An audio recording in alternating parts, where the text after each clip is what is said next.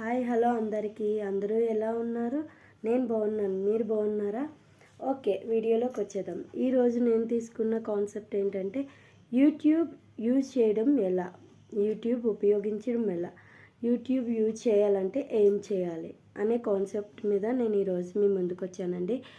తెలియాలంటే ఈ video last వరకు స్కిప్ చేయకుండా చూడండి, మీకే అర్థమవుతుంది. అండ్ ఒకవేళ నచ్చినట్టయితే లైక్ చేసి సబ్స్క్రైబ్ చేసుకోండి. ఓకే, ముందుగా వీడియోలోకి వచ్చేద్దాం. యూట్యూబ్ యూజ్ చేయాలంటే ఏం చేయాలి అని కదా.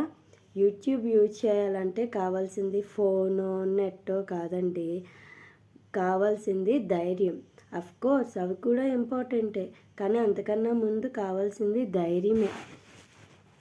ఎందుకంటారా, చాలామందికి మంచి మంచి టాలెంట్ అనేది ఉంటుంది, కానీ అది ఎక్కడ ఉపయోగించాలి, ఎలా ఉపయోగించాలి అనేది చాలామందికి తెలియదు. అవునా కదా? ఒకవేళ తెలిసినా ఎవరేమనుకుంటారో అన్న భయం మనలోని టాలెంట్ని అణచివేస్తుంది. మీకు మెయిన్గా ఒక విషయం చెప్పిన, మన అన్సక్సెస్కి ఎవరో శత్రువులు ఉండరండి. మన అన్సక్సెస్కి మనమే మెయిన్గా శత్రువులు. ఎలా అంటారా, మన భయమే మన సక్సెస్ని అణచివేస్తుంది. అవునా కదా? మన భయమే మన మొదటి శత్రువు. అవునా కదా?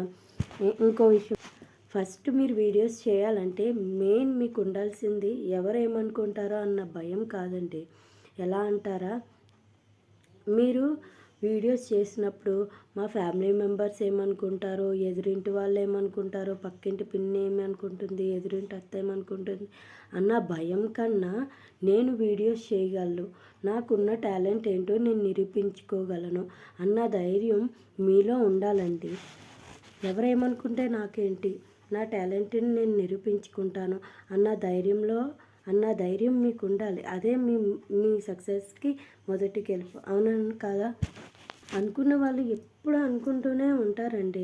వాళ్ళు ఏదో అనుకుంటున్నారని మన లైఫ్ లాంగ్ అనుకుంటూ ఉంటే మనం లైఫ్ అంతా అయిపోయిన తర్వాత వెనక్కి తిరిగి చూసుకుంటే అనుకోవడం తప్ప ఇంకేమీ ఉండదు. దేవుడు అవకాశం ఒకసారే ఇస్తాడండి. దేవుడు అవకాశం ఇచ్చినప్పుడే మనం ఉపయోగించుకోవాలి కదా. నన్ను అడిగితే యూట్యూబ్ అనేది పెద్ద భూతేం కాదండి. యూట్యూబ్లో వీడియోస్ చేసే వాళ్ళందరూ కూడా తప్పుడు మనుషులు కూడా కాదు. యూట్యూబ్ అంటే ఏంటంటే తమకి చిన్నప్పటి నుంచి మంచి మంచి టాలెంటు, తమకి మంచి కళలు ఏవో అనేవి ఉంటాయి, కానీ వాళ్ళు ఎప్పుడూ ఎక్కడ దాన్ని నిరూపించుకోలేరు. అలాంటి వాళ్ళందరి టాలెంట్ని నిరూపించుకోవడానికి దేవుడు ఇచ్చిన ఒక చిన్న అవకాశం ఈ యూట్యూబ్. ఇది ఒక మంచి ప్లాట్ఫామ్ అండి. మీకు ఏ టాలెంట్ ఉంది, మీరు దాన్ని ఎలా వినియోగించుకోవాలి అనేది ఈ యూట్యూబ్లో చేసుకోవచ్చు. నిజంగా చెప్తున్నాను, యూట్యూబ్ చేయడానికి చాలామంది మంచి టాలెంట్ ఉన్న భయపడతారండి. యూట్యూబ్ అనేది నిజంగా ఒక మంచి ప్లాట్ఫామ్.